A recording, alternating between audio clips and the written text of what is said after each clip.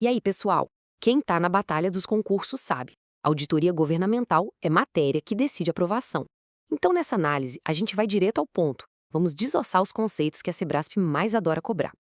O objetivo aqui é garantir aqueles pontos que vão fazer toda a diferença no resultado final. Vamos nessa? Olha só o nosso roteiro. A gente começa entendendo a raiz de tudo, o tal do conflito de agência. Depois, a gente vê como a auditoria resolve isso. Em seguida, mergulhamos nos tipos que mais despencam em prova. Diferenciamos a interna da externa, que é uma pegadinha clássica, e fechamos com chave de ouro, resolvendo uma questão real da Sebrasp. Muito bem, vamos lá. Para a gente entender de verdade por que a auditoria existe, a gente precisa primeiro sacar o problema fundamental que ela veio resolver. É aqui que tudo começa. Pensa numa situação do dia a dia. Um político que foi eleito, um advogado que a gente contrata para uma causa, o síndico do nosso prédio. Em todas essas relações, tem uma desconfiança no ar, não é? Como é que a gente pode ter certeza de que essa pessoa, que a gente chama de agente, está de fato cuidando dos nossos interesses e não dos interesses dela mesma? Pois é, o mundo acadêmico tem um nome para isso, teoria da agência. Ela descreve justamente esse possível conflito. E no setor público, nossa, isso é a base de tudo. A sociedade é o principal e os gestores públicos, os políticos, eles são os agentes. A desconfiança aqui é o ponto de partida de tudo. Certo. Se existe um problema, tem que existir uma solução, né? É exatamente aqui que a auditoria entra em campo e o jogo começa a virar. A resposta para esse problema de agência é um conceito mais amplo, chamado governança. Pensa na governança como um conjunto de regras do jogo, sabe? São os mecanismos e os procedimentos criados para forçar o alinhamento dos interesses do agente com os do principal. É a estrutura que tenta fazer a coisa andar nos trilhos. E qual é um dos pilares mais fortes da governança? Adivinha? A auditoria. Ela ataca um problema central, que a gente chama de assimetria de informação. Nome bonito para dizer que o gestor sabe muito mais do que acontece lá dentro do que a gente, a sociedade. A auditoria, então, funciona como um farol, jogando luz na gestão e dando as informações que o principal precisa para poder avaliar se seus agentes estão fazendo um bom trabalho. Agora sim, vamos para o filé mignon da nossa análise. O que a banca quer saber de verdade? A grande referência mundial para auditoria no setor público é a Intosai. É a cartilha que todo mundo segue, inclusive a Sebrasp. E essa organização define 3 tipos principais de auditoria. Guardar isso aqui é fundamental. São esses 3 aí: financeira, de conformidade e operacional. Cada uma tem um foco, um objeto e um critério diferente. Quem domina essa diferença já está com meio caminho andado para gabaritar as questões sobre o tema.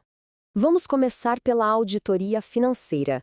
A palavra mágica aqui é demonstrações contábeis.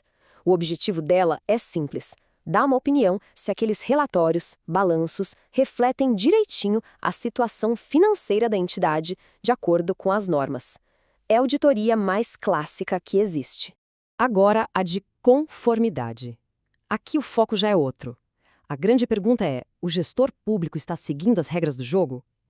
O critério aqui são as leis, as normas, os decretos. As palavras-chave que tem que acender na mente são legalidade e legitimidade. E por último, a queridinha da Sebrasp, a mais moderna de todas, a auditoria operacional. Aqui, a gente vai além de saber se a lei foi cumprida. A pergunta é: a gestão está entregando resultado para a sociedade? O foco é o desempenho. E para medir esse tal desempenho, a gente usa os famosos 4 E's. O primeiro E é economicidade. Falando de um jeito bem direto, é gastar o mínimo possível na hora de comprar os recursos, claro, sem abrir mão da qualidade. É a famosa busca pelo menor preço. O segundo E é a eficiência. Essa aqui é a relação entre o que foi produzido, tipo o serviço prestado, e os recursos que foram usados. É o famoso fazer mais com menos. É pura medida de produtividade. Terceiro E, eficácia.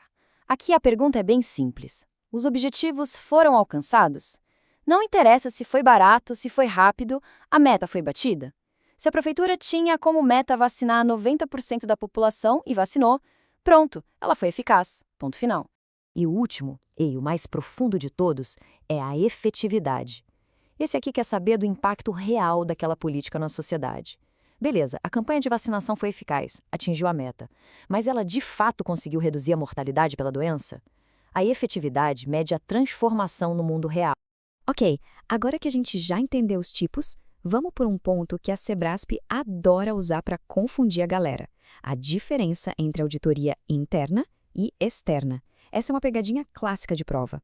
Vamos focar no que a banca mais gosta de cobrar, ok? O principal de tudo é a finalidade. A auditoria externa, como o nome já diz, serve para dar segurança para quem está do lado de fora da entidade. A sociedade é um investidor.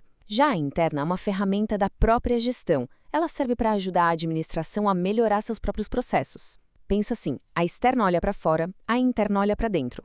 Outro ponto que sempre cai é a independência. O auditor externo não pode ter nenhum vínculo com a entidade. Já o interno é um funcionário, então a independência dele é em relação às áreas que ele audita, e não em relação à organização como um todo. Essa é a pegadinha que derruba muita gente. E agora, a melhor parte.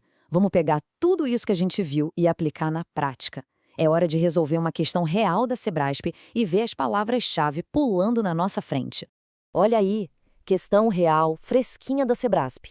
Leiam com muita atenção o enunciado. Reparem como a banca praticamente desenha a resposta para quem estudou o mínimo. E aqui está o pulo do gato. A questão joga na nossa cara de forma explícita os 4 E's. E como se isso não fosse suficiente, ainda complementa falando em avaliar o seu desempenho. A associação aqui é direta, não tem como errar. Sendo assim, não existe a menor dúvida, o gabarito é auditoria operacional. Essa é a regra de ouro para a prova da Sebrasp, pessoal. Bateu o olho na questão, encontrou os 4 E's, junto com a avaliação de desempenho, marca sem medo, é a auditoria operacional. Essa associação tem que estar no piloto automático. E para a gente fechar, uma última reflexão que resume a alma da auditoria e quebra um mito muito comum.